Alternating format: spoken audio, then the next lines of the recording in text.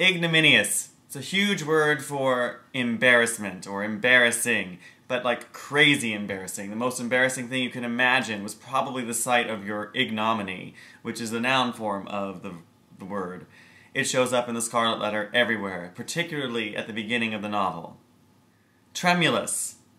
This is a great word because it sounds like trembling, and that's kind of what it means, but there's a little bit more to that. Someone who's trembling a lot is usually very timid or timorous, and so it's a perfect word to describe Arthur Dimmesdale. Melancholy means super sad, kind of in a funk, kind of teenage angsty.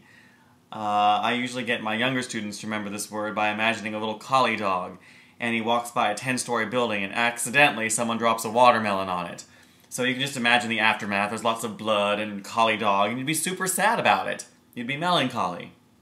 It's horrifying, but maybe you'll remember it. Chapter 3 is called The Recognition, and there are basically 3 recognitions in this chapter. The first is Hester's recognition of the strange fellow in the crowd of people surrounding the scaffold. She quickly recognizes her husband. The second recognition is her husband's recognition of Hester.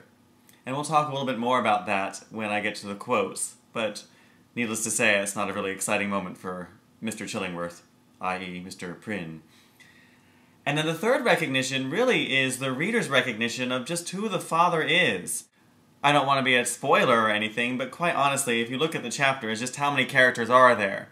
So you should certainly recognize who the guilty party is. However, it's not quite that easy.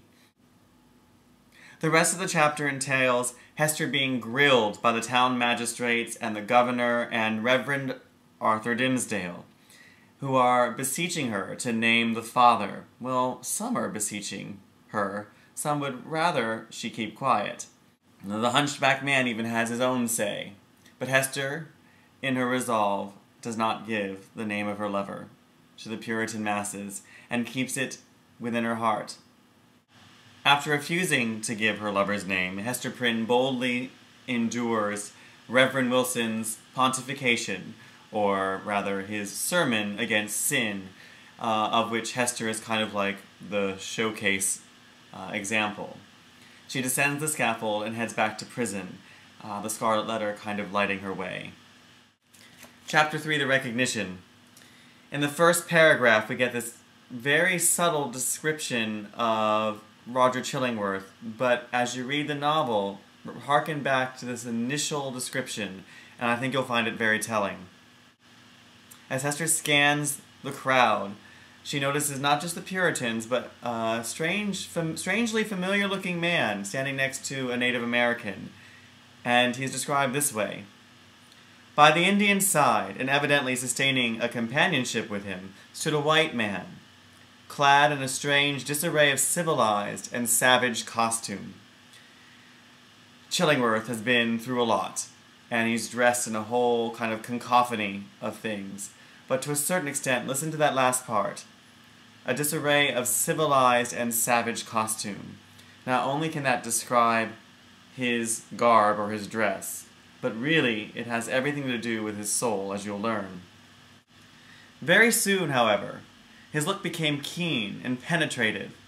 A writhing horror twisted itself across his features, like a snake gliding swiftly over them and making one little pause, with all its wreathed intervolutions in open sight. Now, I have to kind of give a shout out to Chillingworth. He sent his haughty wife to the New World, kind of to, to buy a condo near Boston, and sails there about 6 months to a year afterwards. There's a shipwreck of some sort, he gets lost, and he makes his way back. He's captured by Indians, he learns a little bit of some, medicine along the way, and here he finally gets to Boston. He's super excited, he can finally see his little trophy wife, and who is standing on a scaffold with a baby? His wife. And Chillingworth's pretty smart. He's sitting there, he's going 1, 2, 3, 4, 5. Hey! He knows that baby's not his, and he is pissed. So imagine reuniting with your wife, and there she is with a baby. You have to probably feel a little sorry for him. But look how Hawthorne described that recognition. A snake crawled across his face. It wasn't necessarily thoughtful and, oh, poor guy. It was definitely tinged with some evil. Pay attention to that. Nathaniel Hawthorne loves dramatic irony. In fact, most of the novel, crux or power comes from this literary device. And dramatic irony is simply when you, as an audience or reader, know more than some or all the characters that you're reading about or watching on stage. Now, all novels are dramatically ironic when you reread them. And to a certain extent, there's kind of a catching up to do in the Scarlet Letter. As you read and things become quite clear, when you look back at chapter 3, it's pretty intense. But the first example of definite dramatic irony, where everything is out in the open already to the reader, occurs when Roger Chillingworth asks the townsmen just why on earth they've been so, quote-unquote, lenient. Now remember, the townsman has no idea who Roger Chillingworth is. It behooves him well if he still be in life, responded the townsman. Now, good sir, our Massachusetts magistracy, bethinking themselves that this woman is youthful, and fair, hot, and doubtless was tempted to her fall, and that, moreover, as is most likely, her husband may be at the bottom of the sea, they have not been bold to put the force of the extremity of our righteous law against her. The penalty, therefore, of is death. But in their great mercy and tenderness of heart, they have doomed Mistress Prynne to stand only a space of 3 hours on the platform of the pillory, and then and thereafter, for the remainder of her natural life, to wear a mark of shame upon her bosom. A wise sentence, remarked the stranger, gravely bowing his head.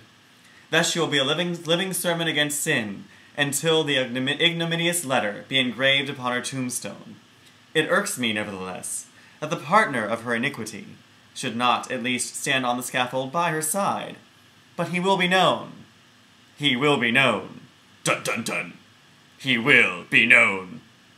Okay, Chillingworth, we get it. He will be known. Roger Chillingworth is now, basically, this is the genesis of his purpose. He will discover the father of Hester's child. Excellent start to the third quote. Remember how Hester Prynne was described by Hawthorne. But here, at about paragraph 22, we get our first description of Reverend Arthur Dimmesdale. He was a person of very striking aspect, with a white, lofty, and impending brow, large, brown, melancholy or sad eyes, and a mouth which, unless when he forcibly compressed it, was apt to be tremulous, expressing both nervous sensibility and a vast power of self-restraint. So much for dramatic irony, or rather, so much for self-restraint. Now, Hawthorne could be a little bit more precise about how hot Hester is, but to a certain extent here, you can kind of read through the lines and understand that Dimmesdale wasn't too bad-looking himself. Kind of easy on the melancholy eyes. So, after a bit of prodding, Dimmesdale is the person chosen by Reverend Wilson to really kind of grill Hester. Hester Prynne, said he, leaning over the balcony and looking down steadfastly into her eyes. Thou hearest which this good man says, and seest the accountability under which I labor.